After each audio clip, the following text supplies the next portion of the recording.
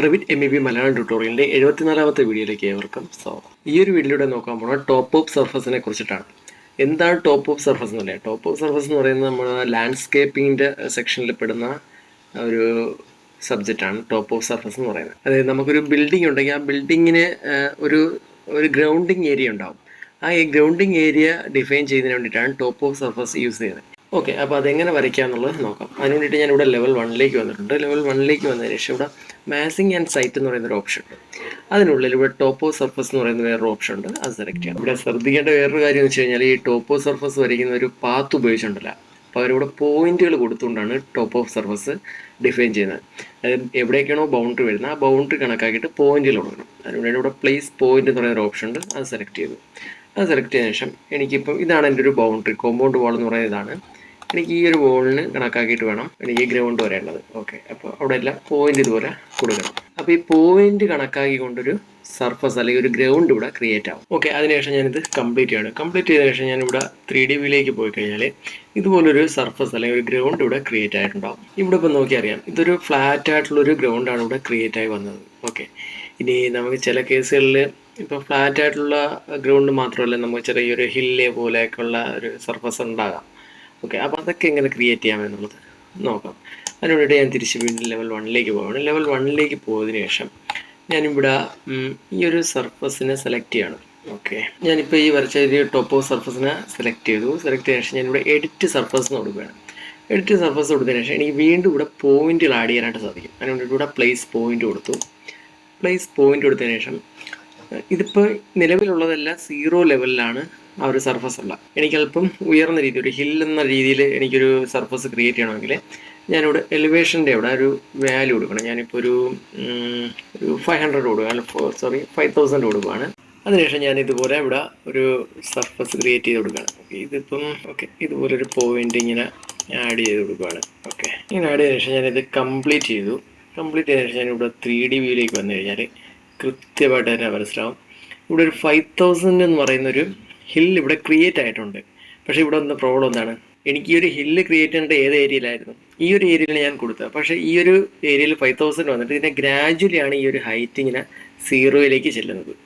Okay, അപ്പോൾ അതൊരു problem അല്ലേ? കാരണം വെച്ച് കഴിഞ്ഞാൽ ഇപ്പോൾ ഈ ഒരു വീട്, ഈ ഒരു ബിൽഡിംഗ് ഒക്കെ ഇതിൽ ഹില്ലിനകത്തായിപ്പോയി.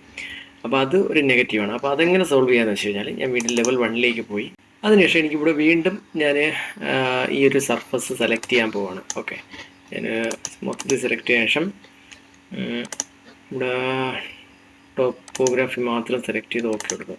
ഓക്കെ, അതിനുശേഷം വീണ്ടും എഡിറ്റ് സർഫസ് കൊടുത്തു. എഡിറ്റ് സർഫസ് കൊടുത്തതിന് ശേഷം ഞാനിവിടെ പ്ലേസ് പോയിന്റ് കൊടുത്തു. പ്ലേസ് പോയിന്റ് കൊടുത്തതിന് ശേഷം ഇവിടെ ഹൈറ്റ് ഞാൻ 0 ആയി കൊടുത്തു.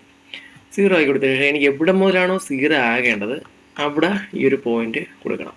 ഓക്കെ, ഞാൻ ഇതുപോലെ കൊടുക്കുകയാണ്. ഓക്കെ, ഇതുപോലെ ഞാൻ ഹൈറ്റ് ഇങ്ങനെ കൊടുത്തു. അതായത് എനിക്ക് ഇവിടെ നിന്ന് ഇങ്ങോട്ട് 0 ആയിരിക്കണം, ബാക്കിയെല്ലാം 5000 എന്നുള്ള രീതിയിൽ ഒരു ഹില്ല് ഇവിടെ ക്രിയേറ്റ് ആവുന്നതാണ്. ഓക്കെ, ഞാനിത് കംപ്ലീറ്റ് ചെയ്തു. കംപ്ലീറ്റ് ചെയ്ത് 3D വ്യൂയിലേക്ക് പോയി കഴിഞ്ഞാൽ കേട്ടോ, കൃത്യം ഇവിടെ തന്നെ ആ ഒരു ഹില്ല് അവിടെ ക്രിയേറ്റ് ആയിട്ടുണ്ട്.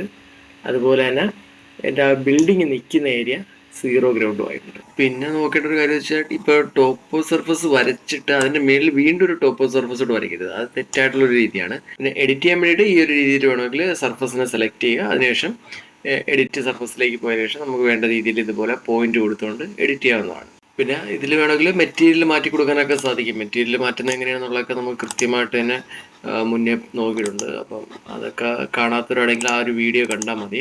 എന്നാലും ഞാനിപ്പോൾ ഇവിടെ ഇതിൻ്റെ ഒരു മെറ്റീരിയൽ ഒന്ന് ചേഞ്ച് ചെയ്യാണ്. അതിന് വേണ്ടിയിട്ട് ഇത് സെലക്ട് ചെയ്തു. സെലക്ട് ചെയ്തതിന് ശേഷം ഇവിടെ മെറ്റീരിയൽ എന്ന് പറയുന്നൊരു ഓപ്ഷൻ ഉണ്ട്, അത് സെലക്ട് ചെയ്യുക.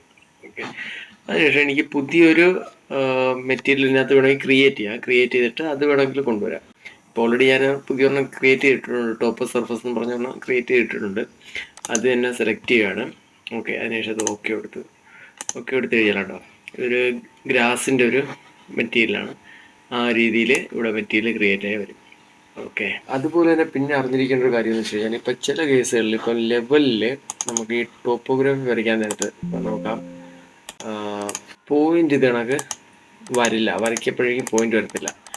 അതിനുള്ള കാരണം എന്ന് വെച്ച് കഴിഞ്ഞാൽ ഈ വിസിബിലിറ്റി ഗ്രാഫിക്സിനുള്ളിലൂടെ ടോപ്പോഗ്രാഫി എന്ന് പറയുന്നൊരു സെക്ഷനുണ്ട്.